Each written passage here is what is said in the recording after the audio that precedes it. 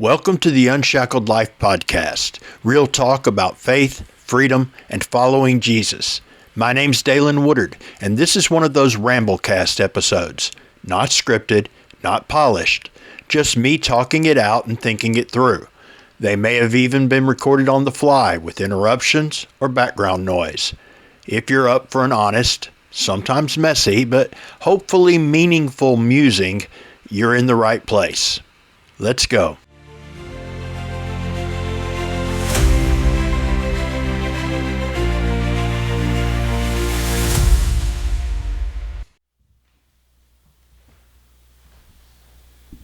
Good morning.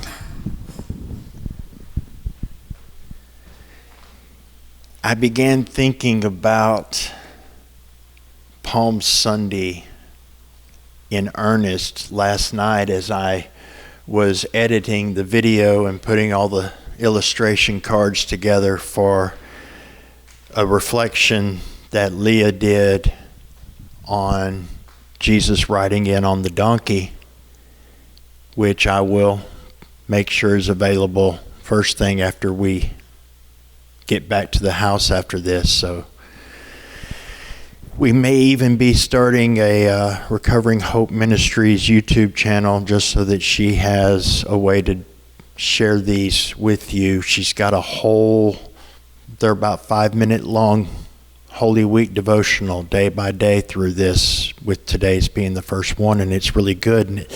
But it got me to thinking about that moment, and I was also praying and asking for a way to address this moment without stepping all over our pastor's message, because he already told us last week, unless God gave him something different, he kind of said he was going to be talking about this today. And it occurred to me that there's someone we never talk about at that moment, who gets talked about a whole lot later, but not at that moment. As Jesus is coming in on Palm Sunday, have you ever stopped to wonder what Pilate was thinking and doing at that moment? We see him Friday. But see, there was a mass of people. There was a large crowd, a mob, if you will, shouting about a king. That's not a good thing if you're Pilate. And he can't run them off because it's Passover. And this is the biggest deal basically they have. And that'll be sure to start off a riot if he does anything about that. So I just imagine him just hunkering down and praying to whatever he prayed to, that this thing just blows over and Passover hurries up and gets here, and these people will go home.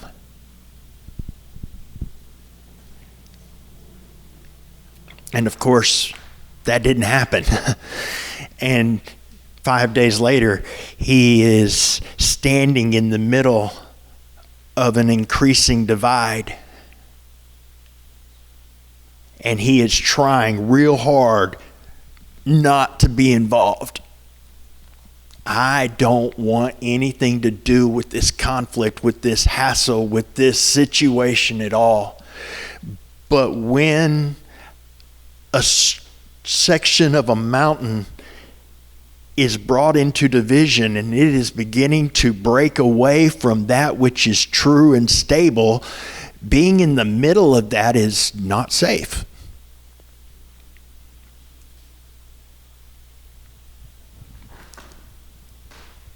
And so in trying to maintain peace and not make a decision, not pick a side, he chose, because the middle ground is choosing not to take a stand. And that got me to thinking about Peter. who just a few hours before Pilate said, I don't want anything to do with Jesus, basically did the same thing. So even believers are not immune from this. And I thought about how John lets us know, this is wild if you never stop to think about it. John and Peter both followed Jesus to where the high priest was, to that first fake trial. And John knew the high priest and was known by the high priest. So he felt safe enough to go on into the very courtyard. Now, if you stop and think about it, that's a little wild and crazy, because it's the high priest that's in charge of this thing.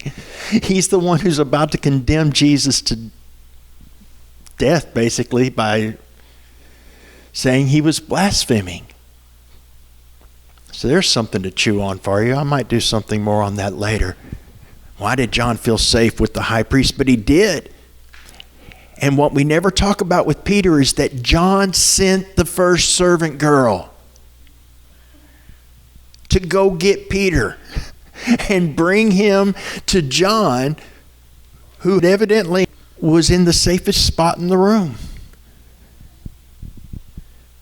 But because Peter didn't understand what God was doing, and there was conflict and there was danger and he was afraid, he chose not to draw in at the invitation and distance himself. That first time he had an opportunity to be safe. The others were just emphasis, because then it was antagonistic. The first time he denied, there was protection had he chosen otherwise. And what he was afraid of wouldn't have happened. When God is doing things, we often don't understand what or why. And it can cause confusion and it can cause fear. But if those two moments that came out of the moment of Palm Sunday, if they show us anything, it's that when the chaos and fear hit, the safest thing to do is to get away from the divide to the rock that is stable and secure. Because that is where our refuge, our safety, and our life is, because he chose not to remain safe. But a few hours after Peter and after Pilate, he allowed his body to be broken and his blood to be spilled and his breath to leave him as his heart stopped out of pure exhaustion from trying to send his blood through his body on that cross. And he died so that we could live. And as I am 100% sure, should he tarry, we'll be celebrating next Sunday. He didn't stay in the grave. He rose. Hallelujah. He's alive. And he is coming back for his people.